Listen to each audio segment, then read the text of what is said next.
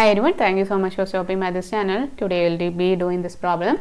Let x of t be a real signal with the Fourier transform x of f.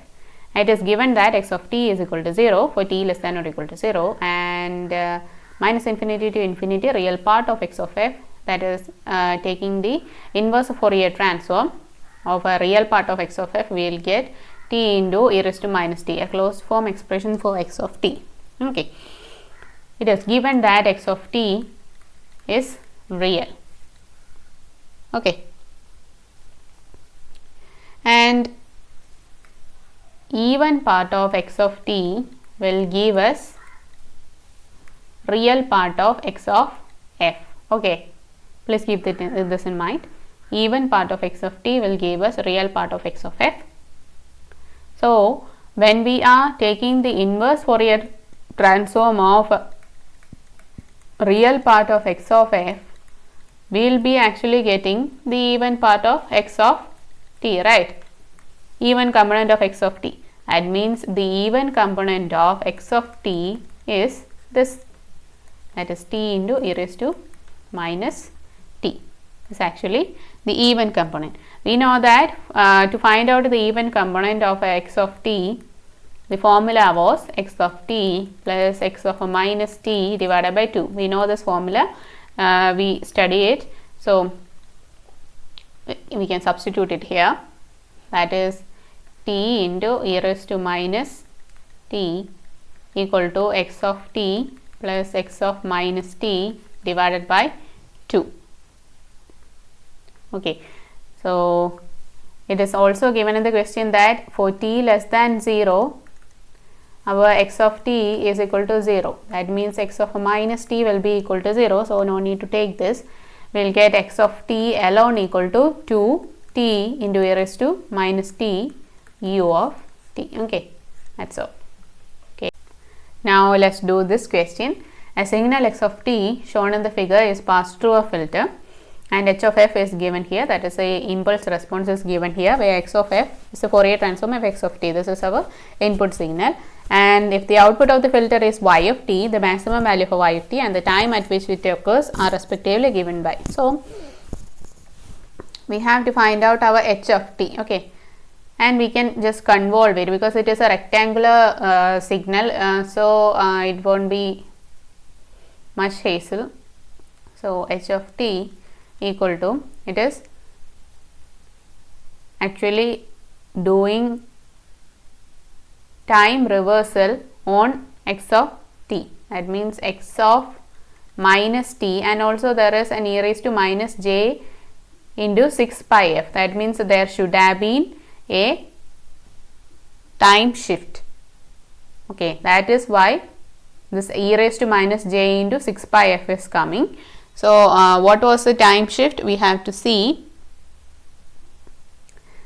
e raised to minus j into 6 pi f, actually it was e raised to minus 2 pi f into 3, that means the time shift was by 3. So, t plus 3. So, this is our h of t, that means x of t is this 1, 2, 3. This is our x of t, and h of t is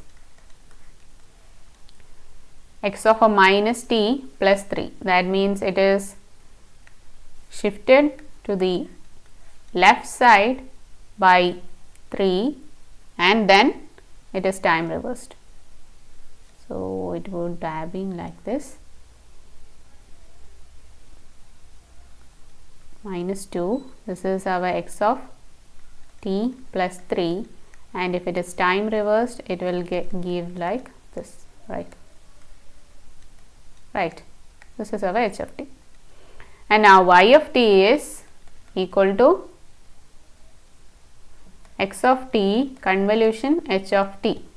So, actually this is a convolution of two rectangular signals. Okay. 1, 3.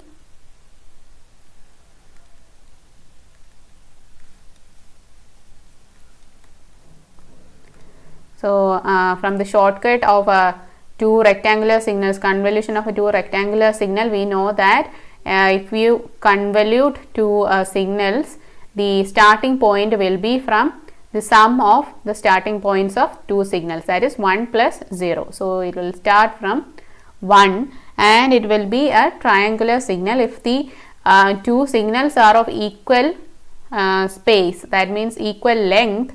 The first signal is 1 to 3 and the second signal is 0 to 2, that means both of them are having a length that is 2. So, if the two rectangular signals are of equal space, then we will get a triangular signal when convolved, and if the two rectangular signals are of unequal period, then we will get a trapezoidal signal.